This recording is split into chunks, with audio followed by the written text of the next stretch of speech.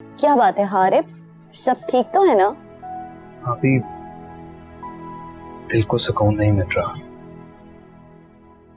समीर पर अजीब बोझ सा है। कैसा बोझ? वो ये कि भाभी, मैं अपनी जात से किसी को खुश नहीं रख सका।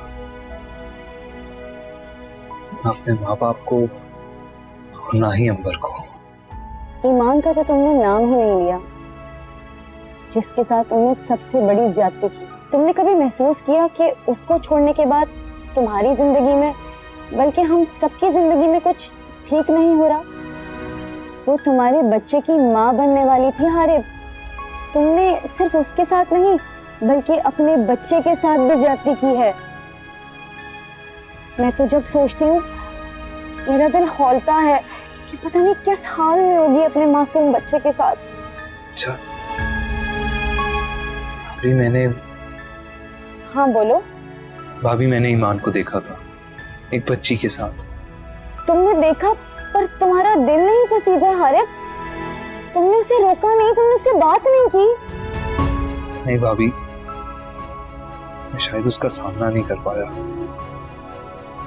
अभी भी अल्लाह से माफी मांग लो हारिब, सब ठीक हो जाएगा इंशाल्लाह। माफ कर दे खता मेरे मुश्किल कुशा, तेरे दर से न खाली कोई भी गया। तू करम ही करम, अता ही अता, दूर कर दे अंधेरे, सवेरा तू दिखा।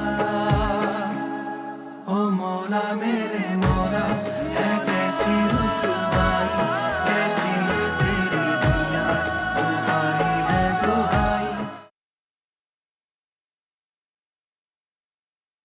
एक्सक्यूज मी सर, आपको अंदर जाने की इजाजत नहीं है। क्यों, क्या हुआ? एक्सक्यूज मी सर, ये जमान साहब ने आप दोनों को देने के लिए कहा था। क्या है ये? सर ये आप दोनों के टर्मिनेशन लेटर। क्या बकवास है ये?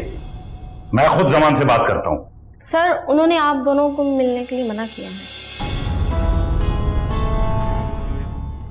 सर माफ कीजिए, आपको अंदर जाने की इजाजत नहीं है, आप हमें भी नौकरी से निकलवाएंगे।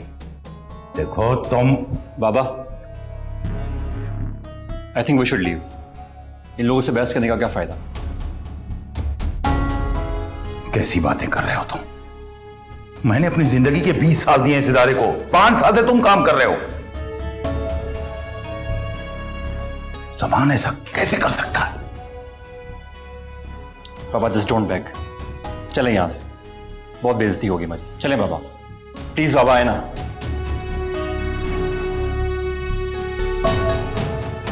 अभी तो ये शुरुआत है आरिफ।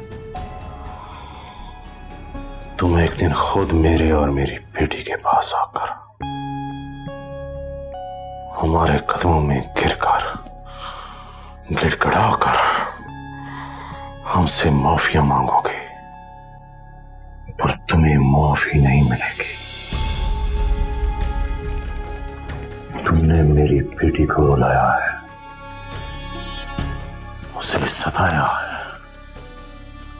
इसकी सजा तुम समेत तुम्हारी पूरी फैमिली को भुगतना पड़ेगी।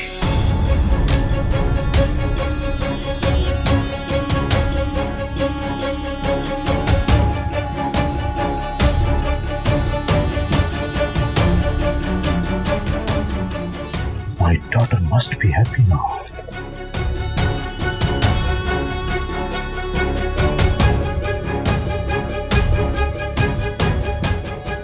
मेरी बेटी अंबर बहुत खुश होगी।